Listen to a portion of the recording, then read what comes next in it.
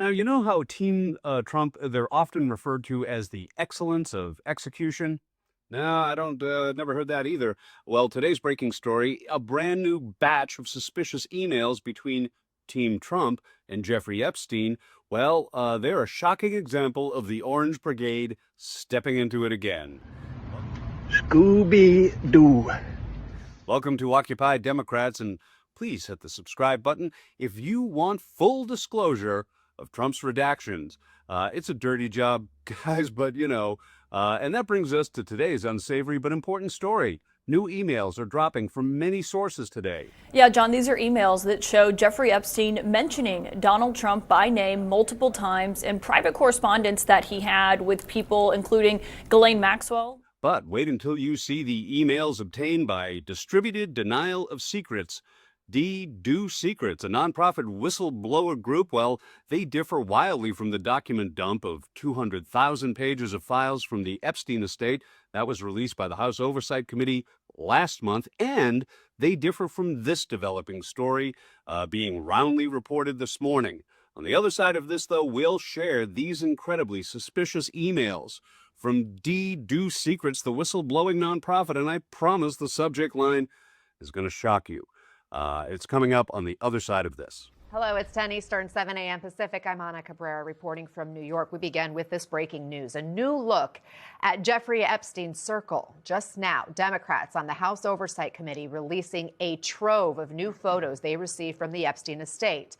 The photos show the powerful men who moved in Epstein's orbit, including a photo of President Trump with unidentified women, and others featuring former President Bill Clinton, Bill Gates, and Steve Bannon, along with Woody Allen, among others. House Oversight Democrats provided very limited information on the situation surrounding these photos or when they were even taken, and none of the images are evidence of wrongdoing. Let's go right to MS Now senior Capitol Hill reporter Ali Vitale, our Justice and Intelligence reporter Ken Delanian, senior legal reporter Lisa Rubin, and former federal prosecutor Barrett Berger. Ali, what more can you tell us about what's in this release and how Democrats receive them?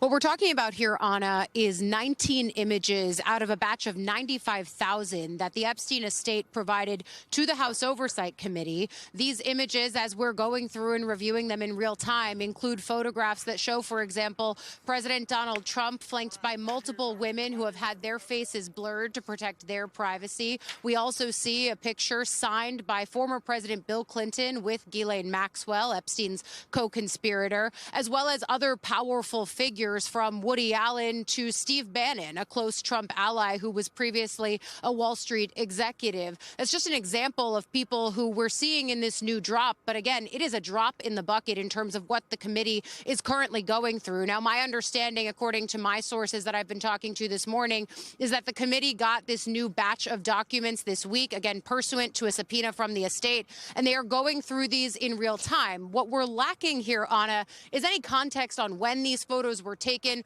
or what the conversations were around them, because these images stem from photos that were in Epstein's emails or in his computers. Those were things that the subpoena directly asked for. It was specifically asking for all videos and still photographs from the Epstein estate.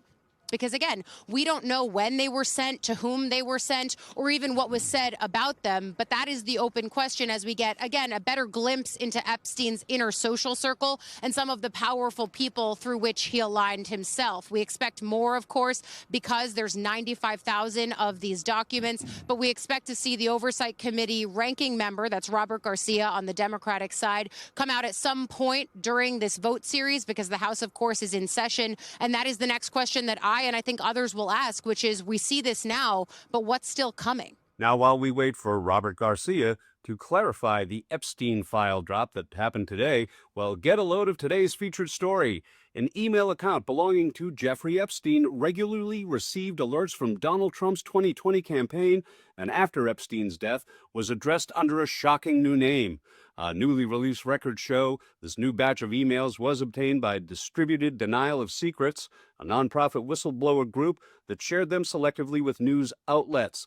This curious correspondence, it's our featured story, was posted this morning on reporter Alexander Willis's page. An email account belonging to Jeffrey Epstein used the name pedophiles to sign up for Trump's campaign alerts. Notably, the first Trump campaign email using the name pedophiles didn't show up until 2020 after his death. Emails obtained by DDO Secrets. Check out this email. Pedophiles, I'm so proud to be your president. What we've accomplished in less than 4 years is unprecedented. Everyone said we couldn't do it, but every day we are making America great again. Pedophiles. Today marks the huge day for us as we are officially announcing 50 days out from the election, and I need to know that you're still in this fight with me. Pedophiles.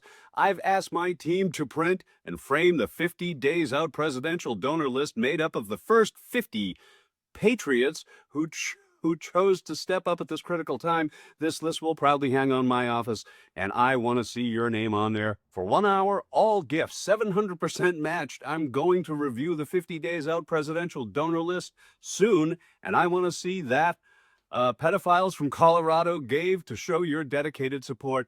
Please contribute any amount immediately for 700% match, and you'll get your name on that framed presidential donor list that will hang in my office. That came from Trump's campaign to Epstein, dated September 14th, 2020, and signed by Trump.